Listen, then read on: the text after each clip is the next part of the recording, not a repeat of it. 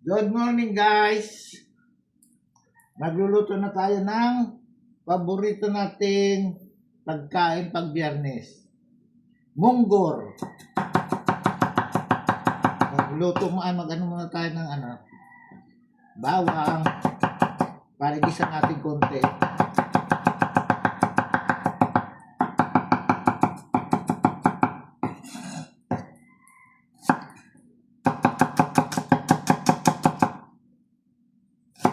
Sinong kumakain ng munggo guys pag Biyernes? Yan ang kasabihan pag Biyernes daw. Kailangan magluto ng munggo.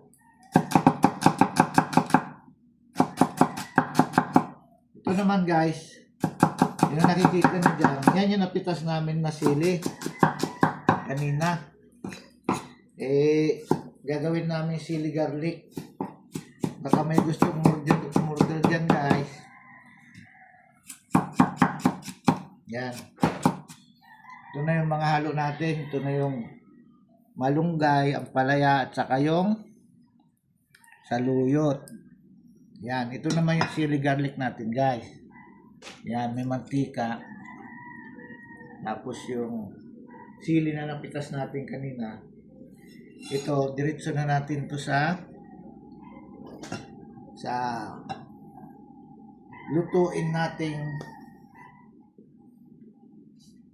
kasi yung mga senior dyan, hindi na pwede sa maraming mantika.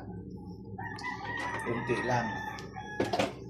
Yan, lakasan natin ng konti para sana yung sandok natin. Okay. Mag-isa na tayo. Unahin ang siyempre bawang.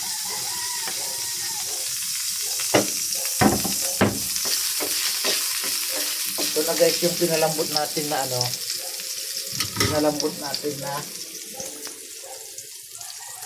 munggo. Ito na yung pata niya. Kailangan malambot din siya. Kaya igisa muna natin itong bago natin salin yan. Yan. Tapos yung bawang, sibuyas,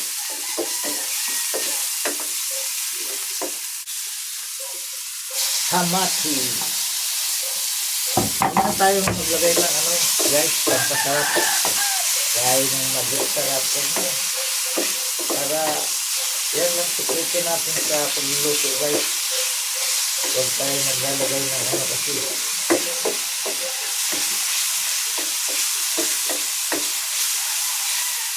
yan, pag medyo lumambot na siya, magiging brown na, saka natin siya isasayin doon para medyo masarap na siya. Yan guys, see you later. Pag nagisa na guys, ilagay na yung nagisa nyo doon. Yan. Tapos kukulo na rin siya guys. Pag kumulo na, kasi malambot na yan, ilalagay na natin tong dahon niya. Yan. Kasi Biyernes ngayon guys, kailangan masarap nating ulam. Yan. Kasama na yung hapunan dyan guys. Kasi ilan lang naman kami dito sa bahay.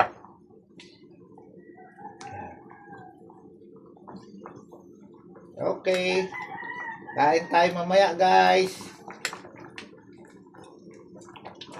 Ito na guys. Alas 12 naman na.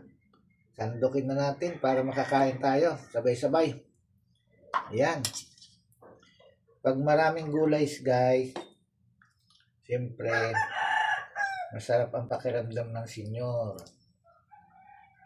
Ayan.